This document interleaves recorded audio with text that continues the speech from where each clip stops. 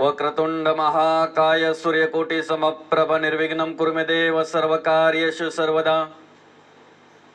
या कुंदेन्तु शारदवलया शुभ्रवस्त्रावृता, या विनावर्दण्डमण्डितकरा, या श्वेतपद्मासना, या ब्रह्माच्युतशङ्करा प्रभृति देवे सदा वन्दिता। सामं पातु सरस्वती भगवती निशेष जाड्यपहा। जय जय रघुवीर समर्थ। पांडुरंग परमात्म्याच्या चरणी नतमस्तक होऊन श्री गणेशाला वंदन करून, सर्व संतांना नमस्कार करून, श्री सद्गुरु चरणी शिर साष्टांग नमस्कार घालून आजच्या या सेवेच्या 124व्या भागाला आपण सुरुवात करत आहोत. आपण विवरण घेत आहोत समर्थांच्या दासबोध या ग्रंथावर. आणि दासबोध या ग्रंथावर विवरण घेत असताना दासबोध या ग्रंथातील पहिल्या दशकातील पहिल्या समासातील 24व्या ओळीवर आपण चिंतन करत आहोत, विवरण घेत आहोत. ऐसा अंतरी नासला काम क्रोधे खवळला, अहम भावे पालटला प्रत्यक्ष दिसे. या ओळीवर आपण विवरण घेत आहोत.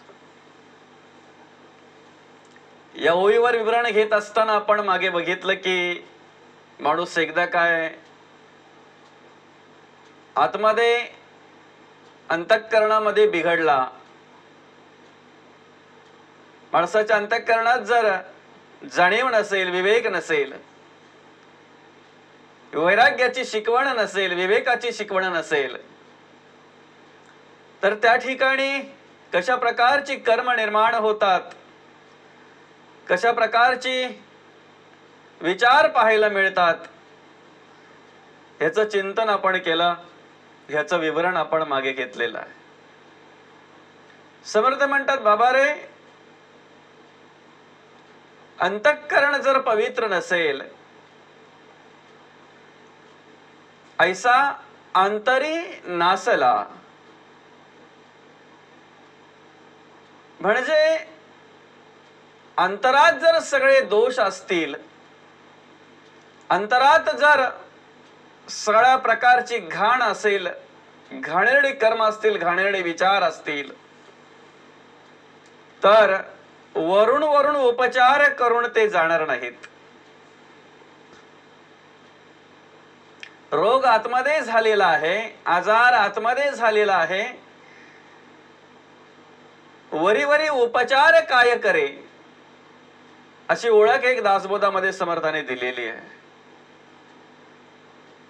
वरून वरून आपण किती जरी त्याच्यावर उपचार करण्याचा प्रयत्न केला, उपाय करण्याचा प्रयत्न केला, तरी ज्या ठिकाणी तो आजार आहे, ज्या ठिकाणी तो रोग उत्पन्न झालेला आहे, त्या ठिकाणी जोपर्यंत ते मलम, जोपर्यंत ती दवा, जोपर्यंत ते औषध पोचत नाही, तोपर्यंत कोणत्याही प्रकारचा फरक जाणवत नसतो.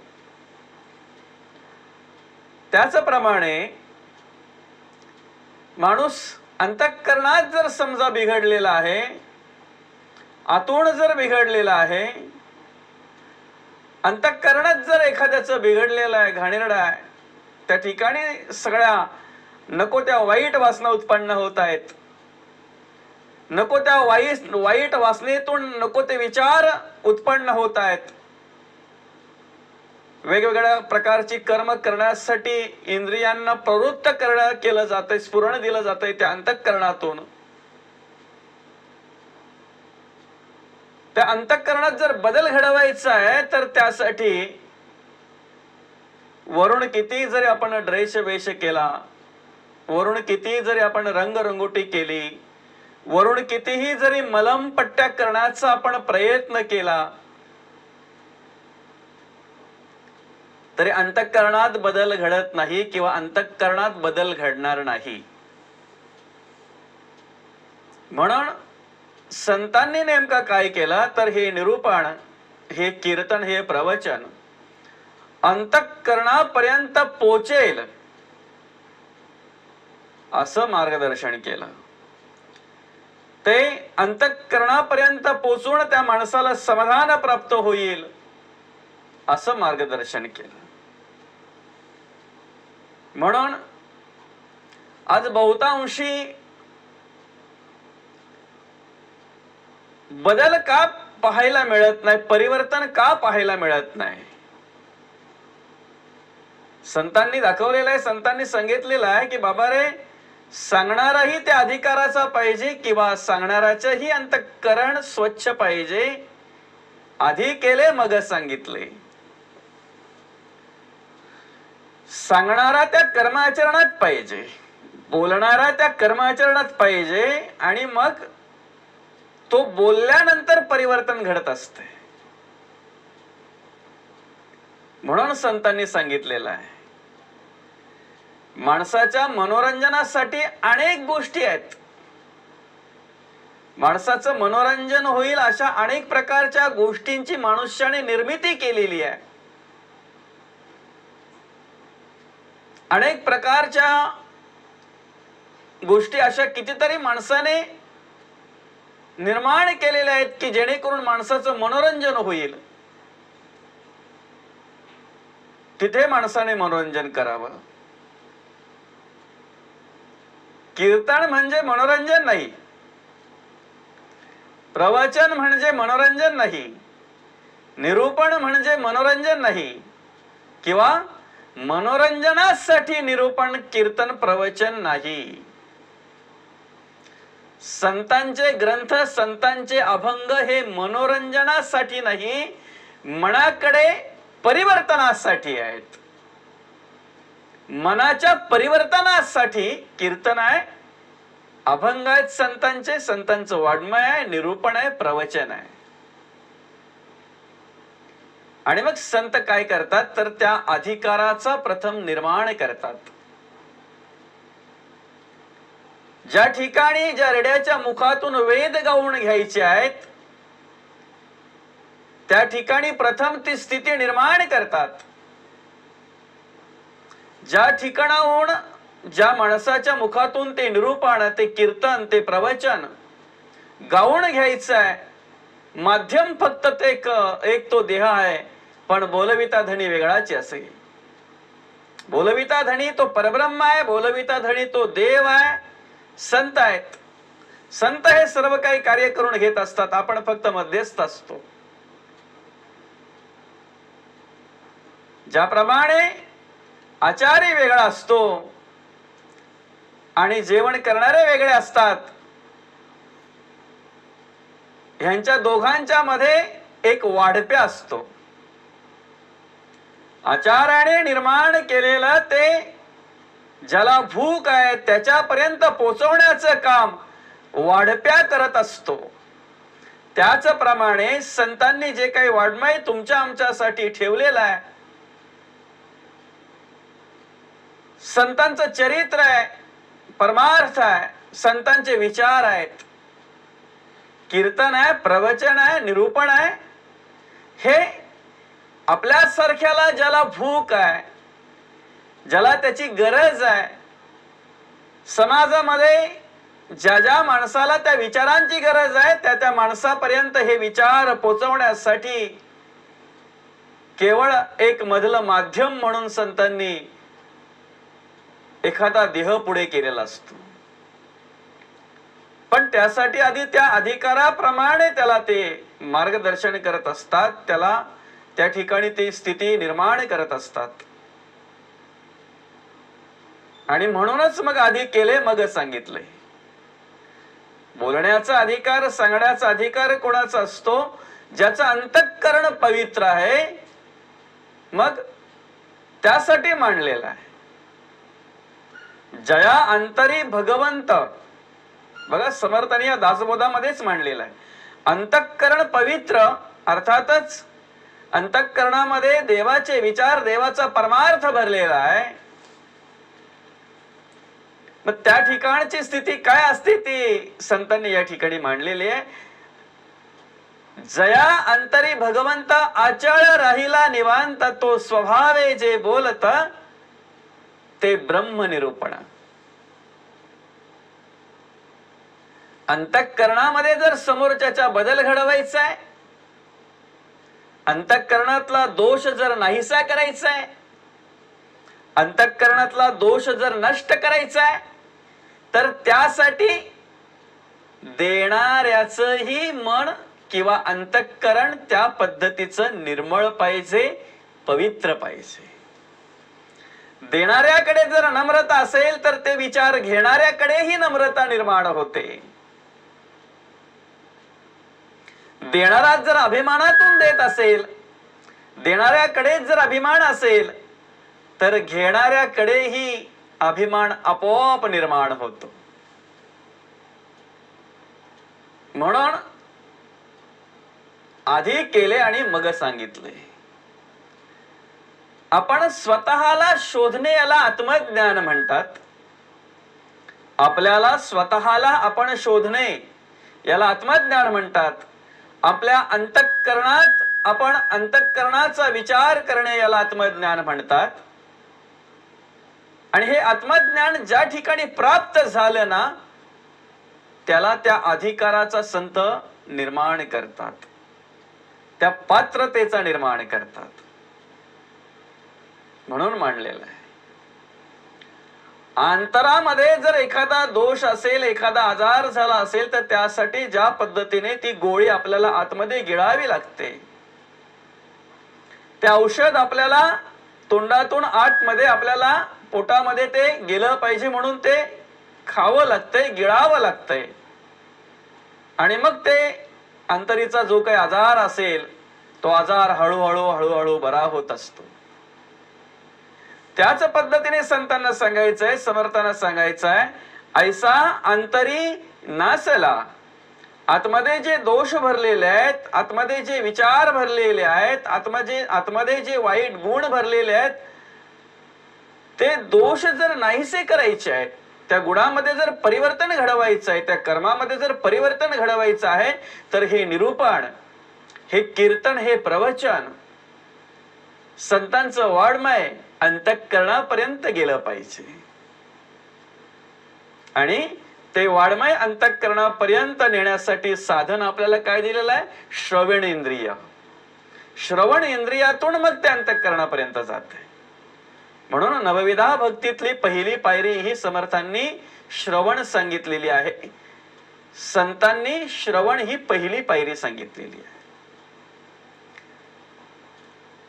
आपण चिंतन करत असताना ज्या वेळेला नवविधा भक्ती आणि ज्ञान, बोलिले वैराग्याचे लक्षण, बहुधा अध्यात्म निरूपण निरोपिले, या ओळीवर ज्या वेळेला चिंतन केलं त्यावेळेला श्रवण आणि ही नवविधा भक्ती कशा पद्धतीने मांडलेली आहे, ह्या नवविधा भक्तीवर निरूपण कशा पद्धतीने मांडलेलं आहे त्याचं चिंतन आपण केलेलं आहे. मग महाराजांनी अर्थातच जगद्गुरु तुकाराम महाराजांनी कशा पद्धतीने नवविधा भक्तीची ओळख करून दिलेली आहे, त्याच पद्धतीने माऊली ज्ञानेश्वर महाराजांनी या नवविधा भक्तीची कशा प्रकारे ओळख करून दिलेली आहे आणि समर्थांनी या दासबोधामध्ये तीच नवविधा भक्ती कशा प्रकारे मांडलेली आहे याचं चिंतन आपण केलेलं आहे. अर्थातच जर आपण आजचा जो आपला भाग आहे तो भाग क्रमांक 124, म्हणजे आतापर्यंत आपण 123 भाग आपल्या चॅनलला टाकलेले आहेत सगळे. पहिल्या भागापासून तर 123व्या भागापर्यंत जर आपण श्रवण केलं तर संपूर्ण दासबोधाची ओळख आपल्याला झाल्याशिवाय राहणार नाही.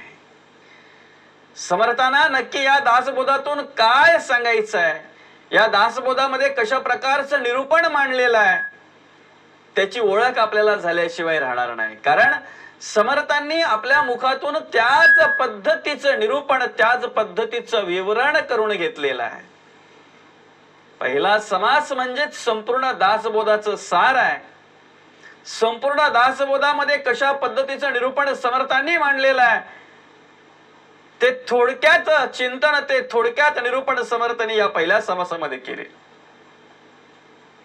आणि ज्या पद्धतीने प्रत्येक ओवी न ओवी समर्थांनी प्रत्येक ओवी पहिल्या समासातली या दासबोधामध्ये काय सांगितलेलं आहे त्या पद्धतीचं निरूपण मांडलेलं आहे, त्याचं चिंतन आपण 123 भागामध्ये केलेला आहे. आपला प्रत्येक भाग हा साधारणतः अर्ध्या तासाचा आहे आणि असे अर्ध्या तासाचे 123 भाग आपण आपल्या चॅनलला टाकलेले आहेत. पहिल्या भागापासून तर आपण 124 भागापर्यंत 123 भागापर्यंत जर आपण अभ्यास केला तर या सगळ्या प्रकारचं ज्ञान आपल्याला त्या ठिकाणी मिळेल, सगळ्या प्रकारचं विवरण आपल्याला त्या ठिकाणी मिळेल. अनेक विषयांवर त्या ठिकाणी विवरण घेण्याचा प्रयत्न आपण केलेला आहे. अर्थात श्रवण भक्ती कशा प्रकारे असावी याचं विवरण आपण घेतलेलं आहे. फक्त एवढंच सांगायचंय का अंतःकरणापर्यंत जर हे निरूपण पोचावं, अंतःकरणापर्यंत प्रवचन कीर्तन संतांचं वाङ्मय पोचावं, त्यासाठी श्रवण इंद्रिय हे साधन दिलेलं आहे. आणि त्या श्रवण इंद्रियातून अंतःकरणापर्यंत हे विचार गेले पाहिजेत.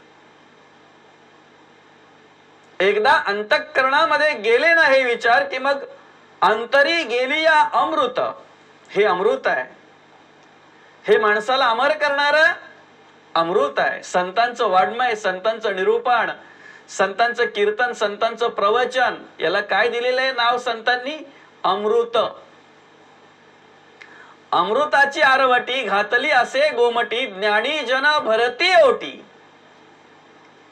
ही ज्या पद्धतीने आपण पाण्याची पानपोही म्हणतो की नाही, त्याच पद्धतीने ही अमृताची आरवटी आहे. आणि या ठिकाणी हे अमृत कोण सेवन करतंय? कोणाला आवड आहे?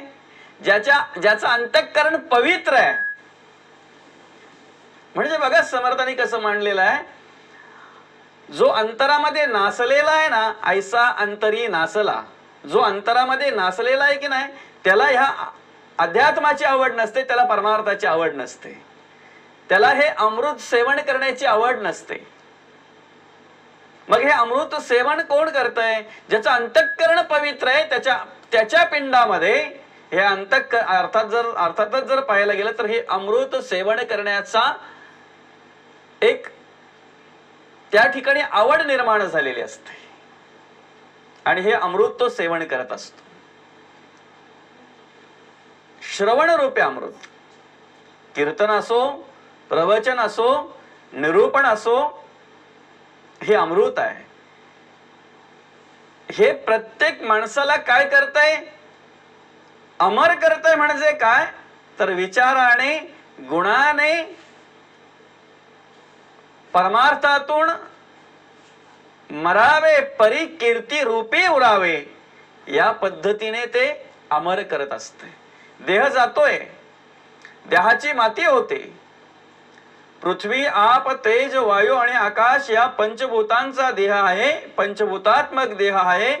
शेवटी पंचभूतांमध्ये विलीन होतो. पण त्या देहामध्ये अंतरात्मा असताना, त्या देहाची शिल्लक असताना, त्या देहामध्ये अंतरात्मा कार्य करत असताना त्या देहाने केलेली कर्म मात्र मागे राहून जातात. म्हणून काल अर्थातच मागच्या भागामध्ये भाग क्रमांक 123 या भागामध्ये चिंतन करत असताना आपण बघितलं की काष्ट जे आहे, लाकूड जे आहे किंवा वृक्ष आहे, वृक्ष ज्या ठिकाणी निर्जीव होतो, ज्या ठिकाणी त्याचा प्राण राहत नाही, त्राण राहत नाही, ते काष्ट म्हणून सुद्धा माणसाला नंतर उपयोगी येतंय. त्याच पद्धतीने माणूस जर उभ्या आयुष्यामध्ये संतांच्या पावलावर पाऊल ठेवून चालला,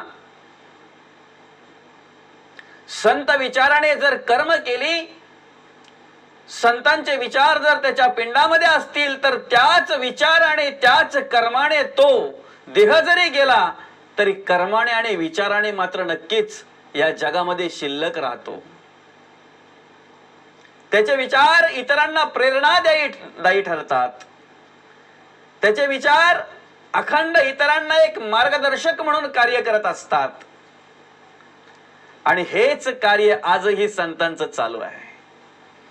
संत देहाने जरी गेले म्हणावं तरी देहाने केलेलं कार्य हे प्रेरणादायी आहे आणि ते प्रत्येकाला प्रेरणा देण्याचं काम आज करतात. म्हणून लाखो भक्त संतांचे आजही संतांच्या मार्गाने चालत असतात. संतांच्या पावलावर पाऊल ठेवून वाटचाल करत असतात. ज्याचं अंतःकरण पवित्र आहे ना, ज्याचं अंतःकरण स्वच्छ आहे ना, त्या ठिकाणची ही कर्म आहेत, त्या देहाची ही कर्म आहेत. म्हणून अंतःकरण स्वच्छ महत्वाचं आहे. त्यासाठी ही दवा, हे औषध. नाहीतर मग वैद्य पाहिला कच्चा तरी प्राण गेला पोराचा, येथे उपाय दुसऱ्याचा कायचा चाले. त्यासाठी वैद्य कसा पाहिजे? जगद्गुरु तुकाराम महाराजांसारखा, माऊली ज्ञानोबांसारखा, नाथ महाराजांसारखा, आमच्या गोरोबा काकांसारखा, सौतामाळी, कान्होपात्रा, मुक्ताबाई, बहिणाबाई, सोखामेळा, संत सेना महाराज, रोहिदास स्वामी, संत म्हणून जे जे या भूतलावर कार्याला आले ना, त्यांच्यासारखा वैद्य जर असला, त्यांनी सांगितलेलं औषध जर आपण घेतलं, तर कर्मामध्ये परिवर्तन घडल्याशिवाय राहणार नाही, आपल्या विचारामध्ये परिवर्तन घडल्याशिवाय राहणार नाही. अन्यथा वैद्याची प्रचित येईना आणि भिडही उल्लंघिना, मग रोगी वाचेना ऐसे जाणावे. म्हणून आपण जगद्गुरु तुकाराम महाराजांचा परमार्थ करतोय, आपण माऊली ज्ञानोबांचा परमार्थ करतोय, आपण नाथ महाराजांचा परमार्थ करतोय, आपण समर्थ रामदास स्वामींचा परमार्थ करतोय, आपण समर्थांच्या पाऊलावर पाऊल ठेवून वाटचाल करतोय. संतांचा परमार्थ जर आपण करतोय तर नक्कीच वैद्य पक्का आहे. अल्पास न घडे प्रत्युत्तर, म्हणून वक्ता पाहिजे साचार आणि अनुभवाचा. आणि त्याच वैद्यांनी जे काही औषध दिलंय की नाही, हे श्रवण रूपी, ह्याच श्रवण रूपी औषधातून आपल्या अंतःकरणामध्ये परिवर्तन घडणार आहे. मोठमोठे असं म्हणतात की आपल्या शरीरामध्ये 72,000 नाड्या आहेत. असं सांगतात की आपल्या शरीरामध्ये, संपूर्ण देहामध्ये 72,000 नाड्या आहेत. आणि जेवढ्या 72,000 नाड्या आहेत, तेवढ्या प्रकारचे माणसाला आजार आहेत. 72,000 रोग आहेत, 72,000 आजार आहेत माणसाला. ह्या सगळ्या आजारांवर एकच उपाय संतांनी सांगितलेला आहे. देवाची द्वारी उभा क्षणभरी, तेडे मुक्ती चारही साधी येल्या. हरी मुखे म्हणा, हरी मुखे म्हणा, पुण्याची गणना कोण करी. देवाचं नामस्मरण करणं हे त्या सगळ्या आजारांवर उपाय आहे. अर्थातच बाहेरचे जे काही आजार असतील, ते आजार नाहीसे होण्यासाठी, त्या आजारांचं निदान लागण्यासाठी, त्या आजारांवर मात करण्यासाठी, किंवा त्या ठिकाणी आपल्याला त्या आजारातून मुक्त होण्यासाठी बाहेर वैद्य आहेत ना, डॉक्टर्स आहेत ना, त्यांचा सल्ला घेतला पाहिजे, त्यांनी दिलेली औषधं घेतली पाहिजेत, त्यांच्या सल्ल्याने आपण चाललं पाहिजे. पण अंतरामध्ये जे काही आजार माणसाच्या निर्माण होतात, जसं समर्थांनी मांडलेलं आहे, ऐसा अंतरी नासला. नासला म्हणजे काय? त्याच्या अंतरामध्ये वाईट विचार आहेत, वाईट, त्याच्या आतमध्ये अंतःकरणामध्ये वाईट गुण आहेत, त्याच्या अंतःकरणामध्ये वाईट कर्म भरलेली आहेत, वाईट वासना भरलेली आहेत, नको ते विषय भरलेले आहेत, नको ते विकार भरलेले आहेत. आणि ह्या विकारांपासून, ह्या वासनेपासून, ह्या नको त्या कर्मापासून जे माणसाला आजार निर्माण होतात, अर्थातच घाणेरडे विचाराने चालणं, घाणेरडे गुण, अवगुण ज्याला आपण म्हणतो, ते अवगुण घडणं, पाप कर्म घडणं, अधर्माची कर्म घडणं, हे सगळे आजार, हे सगळे वेगवेगळ्या प्रकारचे आजार फक्त संतांच्या ह्या औषधातून जातात. फक्त हे औषध काय केलं पाहिजे? आपण अंतःकरणापर्यंत घेतलं पाहिजे. ज्या ठिकाणाहून हे आजार उत्पन्न होतात ना, त्याच ठिकाणी हे औषध गेलं पाहिजे. त्या ठिकाणी एकदा का हे औषध गेलं ना, की मग अंतरे गेली अमृत, बाह्य काया लखलखित. अर्थातच हे अंतःकरणापर्यंत जर औषध गेलं तर नक्कीच ते नाना प्रकारचे रोग, ते नाना प्रकारचे आजार, अर्थातच त्या नाना प्रकारच्या वासना, त्या वेगवेगळ्या प्रकारच्या कुवासना, त्या वेगवेगळ्या प्रकारचे कुविचार, ते वेगवेगळ्या प्रकारची कुकर्म, अवगुण सगळे बाजूला होतील, सगळे नाहीसे होतील. म्हणूनच 72,000 रोगांवर औषध एक संतांचं वाङ्मय का म्हणावं त्याला? कारण माणसाची जगण्याची इच्छा पूर्ण ह्या निरूपणातून होते, या कीर्तनातून होते, ह्या प्रवचनातून होते, संतांच्या मार्गदर्शनातून होते. एकदा कशासाठी आलोय, काय करायचं आहे, कशासाठी जगायचं आहे आणि का जगायचं आहे आणि कसं जगायचं आहे, हे सगळं ज्ञान त्याला प्राप्त झालं ना की तो देहातून कार्य करत असतो, तो समाजामध्ये कार्य करत असतो, तो संसारामध्ये कार्य करत असतो.